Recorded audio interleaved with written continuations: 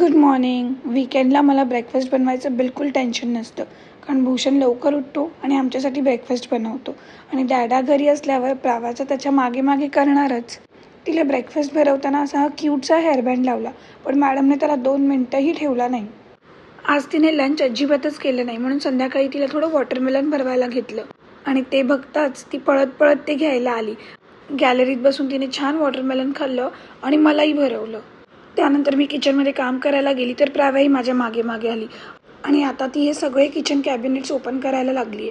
म्हणजे मला लवकरच काहीतरी सेफ्टीसाठी करावं लागेल. ती कॅबिनेट्स ओपन करता करता आज फर्स्ट टाईमच अशी पुढे पुढे चालायला लागली. त्यानंतर बाहेर येऊन अशी पडद्यामागे लपली आणि माझ्याबरोबर पिकाबू खेळायला लागली. संध्याकाळी आम्ही रेडी झालो आणि देवळात जायला निघालो. आणि प्रावाची खुशी बघा, कुठे बाहेर जायचं म्हटलं की मॅडम एकदमच खुश होतात.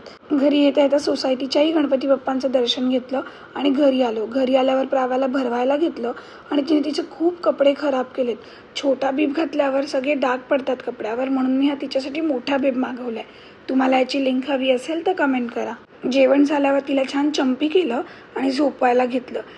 तिला मी जेव्हा झोप म्हणत होती तेव्हा मला अशी झोपून दाखवत होती आणि एवढी गोड हरकते करते ना रात्रीची की मलाही तिच्याबरोबर खेळत बसावं असं वाटतं. आय होप तुमचाही दिवस छान गेला असेल. पुन्हा भेटूच उद्याच्या व्लॉगमध्ये.